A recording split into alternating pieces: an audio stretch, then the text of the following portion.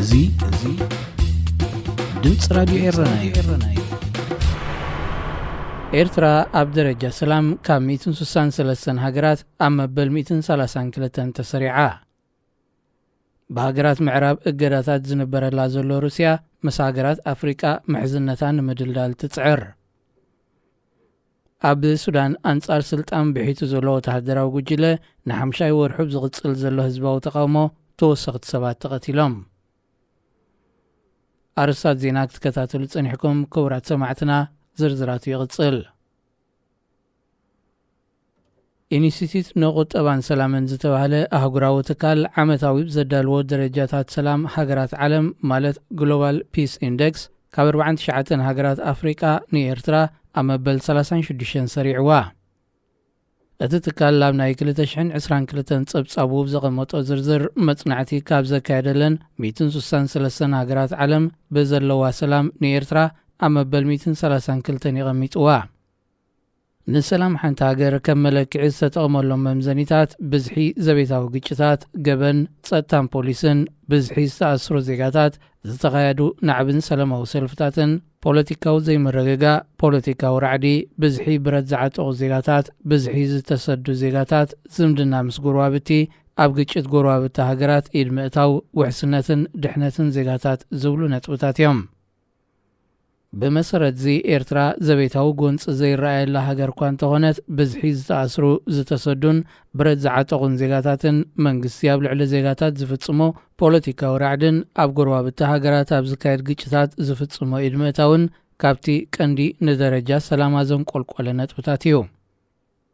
ብድምር ናይዞም ነጥብታት ኣይስላንድ ብሰላም መወዳደርቲ ዘይብላ ሃገር ብምዃን ኣብ ቅድሚት ክትስራዕ እንከላ ኣፍጋኒስታን ድማ ኣብ ድሕሪት ትርከብ።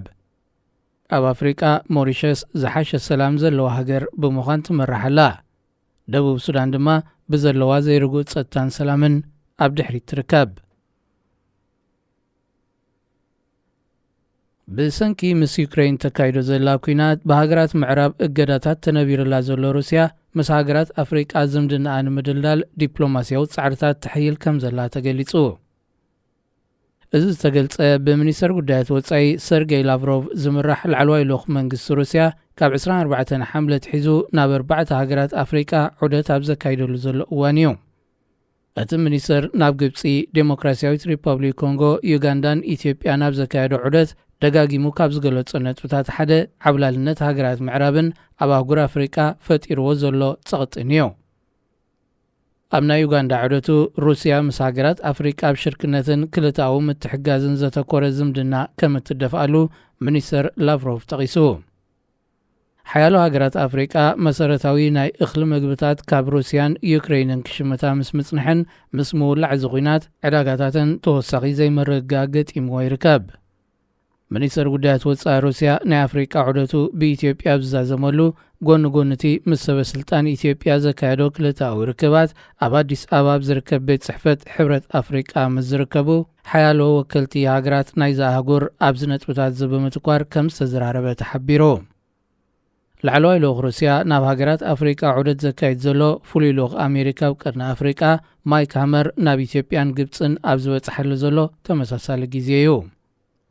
ፕሬዚደንት ፈረንሳይ ኢማኑኤል ማክሮን እውን ኣብ ዝቐረባ መዓልታት ናብ ካሜሮን፣ ቤኒን፣ ጊኒ ቢሳውን ክበጽሕ ምዃኑ ተፈሊጡሎ። ፈረንሳ ኣብ ምዕራብ ኣፍሪቃ ዝነበራ ጽልዋታት ብሩስያ እናተተክአ ኺከይድ ስጋት ከም ዘለዋ ተንተንቲ ይገልጹ። ኣብ ሱዳን ካርቱምን ካልኦት ከተማታትን አንጻርቲ ስልጣን ብሒቱ ዘሎ ወተሃደራዊ ጉጅለ ኣብ ዝቕጽል ዘሎ ህዝባዊ ተቃውሞ ኣብ ሳልስቲ እዚ ሓያሎ ሰባት ከም ዝተቐትሉ ተገሊጹ። ኮሚቴ ሓካይም ሱዳን ኣብ ዘውፅኦ መግለጺ ብ25 ሓምለ ኣብ ኡምድርማን ኣብ ዝተኻየደ ተቃውሞ ሓይልታት ጸጥታ ብዝኸፈትዎ ተኽሲ ብውሕዱ ሓደ ክቕተል እንከሎ ሓያሎ ኸኣ ከም ዝቖሰሉ ፍሊጡ። ብጀነራል ዓብዱልፈታሕ አልቡርሃን ዝምራሕ ወተሃደራዊ ጉጅለ ሱዳን ነቲ ድሕሪ ምእላይ ስርዓት አልበሽር ኣብ ምዃም መሰጋገር መንግስቲ መላፍንቱ ዝነበረ ሲቪላዊ ወገን ኣብ 25 ጥቅምቲ 2021 ብምእላይ ስልጣን ብሒቱ ይርከብ። ካብቲ እዋን ትትሒዙ ህዝቢ ሱዳን አንጻርቲ ወተሃደራዊ ጉጅለ ንልዕሊ 8 ዋርሕ ህዝባዊ ተቃውሞታት ኣብ ምክያድ ይርከብ። ሓይልታት ጸጥታ ሱዳን ነቲ በብእዋኑ ዝለዓል ህዝባዊ ተቃውሞታት ንምብታን ኣብ ዝኸፈትዎ ተቕሲ ክሳብ ዝእዋን እዚ ኣሳት 116 ሰባት ከም ዝተቐትሉ ተጣበቕቲ ሰብኣዊ መሰላት ይወቕሱ። ንሱዳን ን30 ዓመታት ዝመርሐ ጀነራል ዑመር አልበሽር ኣብ ሚያዝያ 2019 በህዝባዊ ተቃውሞ ካብ ዝእለ እታ ሃገር ርጉእ መሰጋገር መንግስቲ ከተቕውም ኣይከኣለትን።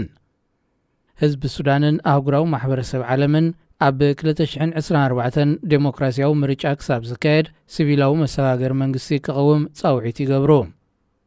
ብፍላይ ኣሜሪካ፣ ባንኪ ዓለምን ካልኦት መሻርክቲ ሱዳን ዝኾና ሃገራት ምዕራብን ወታደራዊ ጉጅለ ሱዳን ብሲቪል ዝቆመ መሰጋገር መንግስቲ ንምቋም ክሳብ ዝሰማማዕ ኣቐዲመን ዝኣተዋላ ናይ ቢልዮናት ዶላር ዕዳ ምሕዳግን ተወሳኺ ፋይናንሳዊ ሓገዛት ዝርከቦ መብጻዕታትን ደው ኣቢለን ኣለዋ።